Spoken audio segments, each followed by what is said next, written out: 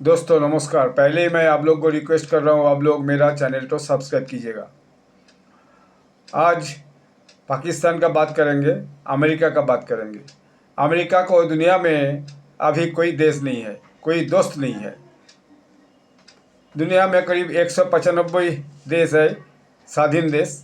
तो उसमें करीब कुछ ही देश में कुछ ही देश में दो सरकार भी चल रहा है, जैसे सोमालिया, येमेन, इस तरीका। तो वो छोड़िए, करीब करीब 195 देश है। तो अमेरिका का आज का दिन में कोई दोस्त नहीं है एज सच।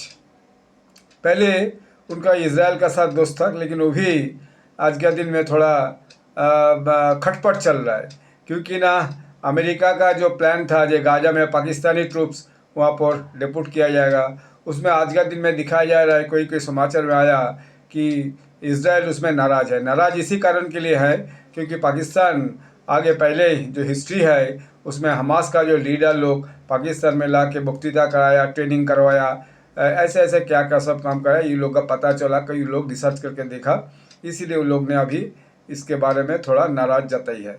तो पाकिस्तान का, अमेरिका का सर इसराइल का जो दोस्ती वो भी करीब करीब जो स्मूथ था वो अभी थोड़ा बिगड़ने वाले है। अभी देखा गया पाकिस्तान, अमेरिका सबसे बड़ा दोस्त दुनिया में अभी अभी हो गया पाकिस्तान। पाकिस्तान अमेरिका का दोस्त हो गया, डोनाल्ड ट्रंप का दोस्त बन गया आसिम मुनीर एक नंबर में, दूसरा नंबर में आपका शहबाज शरीफ। ये तो बहुत कोई दिन से दिखाई जा रहा है, बुला बुला के लॉन्च खिला रहा है। तो ऐसे चलते रहा है, IMF से लोन दिलवा दिया, ऐसे हो रहा है। क्यों कर रहा है अमेरिका, ये बताना बहुत मुश्किल है। ये जो ग्लोबल ऑर्डर था, रूल बेस्ड ग्लोबल ऑर्डर, खुद ही यूरोपियन यूनियन के साथ, UN के साथ बैठ के बनाया था, वही ग्लोबल ऑर्डर को डोनाल्ड ट्रंप तो एकदम तछनछ कर दिया।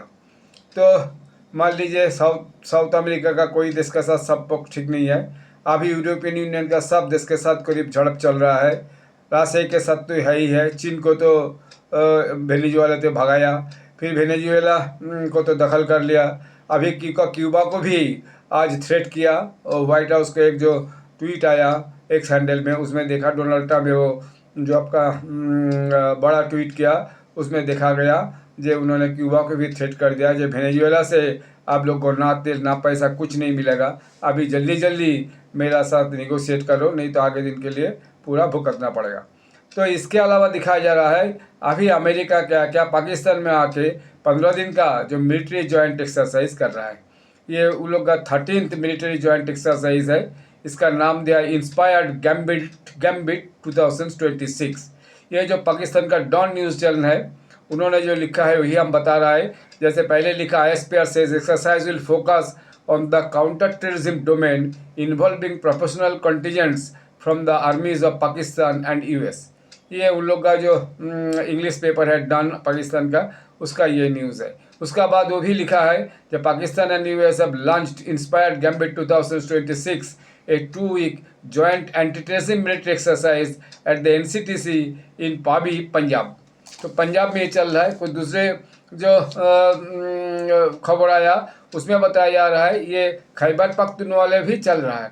जैसे 2 weeks long US joint military exercise commands the Pakistan Army and US forces began the Inspired Gambit 2006 exercise in Khyber Pakhtunkhwa, focusing on counter-terrorism. The ISPR highlighted it as a platform for professional contingents to share exercise, underscoring the Army's role in international military collaboration. तो ये लोग का कहना है, जो कोई बोल रहा है पंजाब में चल रहा है, कोई बोल रहा है खैबर पख्तूनख्वा में चल रहा है, anti terrorism exercise inspired gambit 26 हो सकते हैं दोनों जगह में ही चल रहा है। तो ये कहा रहा है जो ये इंटरनेशनल मिलिट्री कोलाबोरेशन जो है, तो इसका जो कारण से होते रहता है। एक्चुअली पाकिस्तान को, अमेरिका खाली पाकिस्तान को हेल्प करके क्या किया, जैसे बांग्लादेश में तख्ता पलट किया, नेपाल में करवाया, श्रीलंका में करवाया। ये जो साउथ ईस्ट एशिया का जो रीजन है, यहाँ पर एक पूरा कैओस तैयार करने का प्रयास में है डोनाल्ड ट्रंप और US जो डीप स्टेट बोलिए, और जो व्हाइट हाउस बोलिए, पेंटागन बोलिए, FBI बोलिए, जो भी बोलिए, यही करने के लिए ये प्रयास में ये लोग लगे रहे। अभी इसका मकसद यही कारण के लिए है अमेरिका का, क्योंकि अमेरिका जो पाकिस्तान को मदद करके एक तरफ ईरान को थ्रेट करता है, एक तरफ अफगानिस्तान को थ्रेट करता है, एक तरफ चीन को थ्रेट करता है, एक तरफ इंडिया को थ्रेट करता है। तो ये जो पाकिस्तान का जो लोकेशनल एडवांटेज और इसका जो अप्रोच मोटिव, ये शायद आज का दिन में डोनाल्ड ट्रंप का और पाकिस्तान का बड़ा पसंद आया है।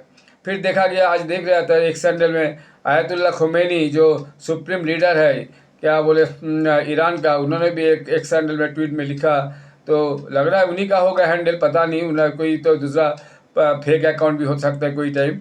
तो वहाँ पर भी लिखा है अमेरिका ईरान के साथ लड़ना चाहे तो लड़े, फिर हम लोग भी देख लेंगे, इस तरह का कुछ लिखा है। कितना सच है पता नहीं है, क्योंकि सुनाया जा रहा है जो एंटी गवर्नमेंट डिमॉन्स्ट्रेशन जो है तेहरान में जो चल रहा है और चारों तरफ जो फैलाया गया, तो उसके नाते ईरान में जो शासक है, प्रेसिडेंट है और जो सुप्रीम लीडर है, दोनों ही परेशानी में है। एक तो न्यूज़ अफवाह बोलिए जो भी बोले छूट गया कि जाए, अभी तो आयतुल्ला खुमैनी भागने वाला है चीन, और नहीं तो रसिया भागने वाला है। क्या सच है ये तो अभी तक पता नहीं है। लेकिन ये जो यूएस का जो आज का दिन में जो मिलिट्री एक्सरसाइज चल रहा है, साथों साथ ये जो दिखाया जा रहा है जो तेहरान में, माने ईरान में जो इकोनॉमिक हार्डशिप है, ईरान का पैसा ऐसे फेल हो गया जैसे तो आदमी का पास कुछ खरीदने के सामान ही नहीं मिल रहा है, और आदमी का अंदर पॉलिटिकल फ्रस्ट्रेशन है। तो इसमें तो प्रेसिडेंट ट्रम्प ने एक बात कह दिया 2 जनवरी को, जो जो जो ये है क्या प्रोटेस्टर्स है, वो प्रोटेस्टर के साथ है, और ये पीसफुल प्रोटेस्टर के ऊपर ज़्यादा कुछ अट्रोसिटीज़ होगा तो यूएस चुप से बैठे नहीं है, वहाँ पर जाके वो कार्रवाई भी कर सकते हैं। तो ये उन्होंने कहा था। लेकिन अभी तो सुनाया जा रहा है ईरानियन जो IRGC है, जो वहाँ का जो फोर्सेज है, वो करीब 150 लोगों को गोली करके मार दिया, ये भी बताया जा रहा है। लेकिन ईरान में चारों तरफ एंटी गवर्नमेंट प्रोटेस्ट एकदम मैसिव चल रहा है। कितना दिन ये सरकार चला पाएंगे आगे दिन के लिए, ये देखना मुश्किल है। और आज का जो दिखा जा रहा है, जो समाचार आया है, उसमें जो अमेरिका जो है C-17 ट्रांसपोर्टर्स के C-135 टैंकर्स और एयरक्राफ्ट लेके कतार एवं सऊदी अरब से घूम रहा है। तो ये एक कंपैरिजन चल रहा है, जो मिडनाइट को हमर ईरान के ऊपर नहीं न होगा, ईरान के न्यूक्लियर सेट के ऊपर नहीं न होगा। इसी के चलते तो ईरान में भी आज का दिन में बड़ा टेंशन चल रहा है। तो ईरानियन जो एयरलाइंस है वहाँ पर बहुत सारी बंद कर दिया गया, और दूसरे देश से भी ईरानियन सिटी में, जो तेहरान में बोलिए, दूसरे सिटी में जो फ्लाइट्स जाने वाले थे, ज़्यादा फ्लाइट्स को करीब बंद कर दिया गया 13 जनवरी तक, क्योंकि ये जो अनरेस्ट चल रहा है, जो पाकिस्तान में यूएस मिलिट्री का जो एक्सरसाइज चल रहा है, और जो कतार सऊदी अरब में जो ज़्यादा अमेरिकन फ्लाइट्स और जो टैंकर्स आ रहा है, इसका कारण क्या है?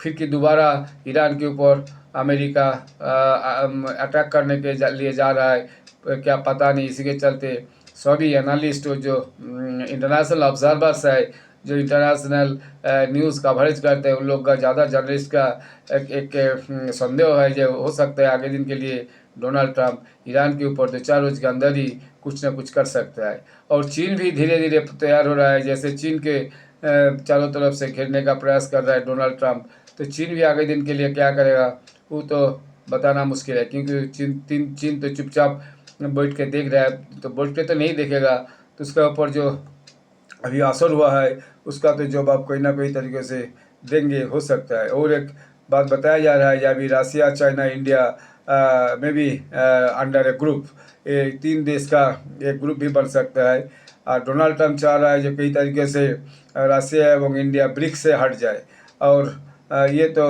आगे दिन के लिए संभव नहीं होगा, ब्रिक्स से नहीं हटेगा तो फिर क्या होगा दिखाया जाएगा आगे दिन के लिए। और यूरोपियन यूनियन भी हो सकता है जो अमेरिका को बात दे के छोड़ के, एक्सक्लूडिंग अमेरिका, वो लोग भी आपन में जो 27 देश है, वो लोग भी एक अलग से एकजुट तैयार कर सकते हैं, जो जोट आगे दिन के लिए रशिया को भी काउंटर देगा और अमेरिका को भी काउंटर देगा, और नाटो शायद आगे दिन के लिए डिसमेंटल हो जाएगा। इसी का चांसेस जो अभी वर्ल्ड न्यूज़ आ रहा है उसी में दिखाया जा रहा है। तो ग्लोबल ऑर्डर आज का दिन में पूरा कैओटिक सिचुएशन में है due to basically Donald Trump. So उसका टैरिफ नीति, उसका जो वार पॉलिटिक्स, यही पूरा विश्व को एक कैटास्ट्रोफिक जगह में ले जाके पहुंचा दिया। तो आगे दिन के लिए हम लोग को इंतजार करना होगा क्या होने वाले है। Let we wait and see what happened in the days to come. आप लोग सब सुस्त रहिएगा। धन्यवाद, नमस्कार।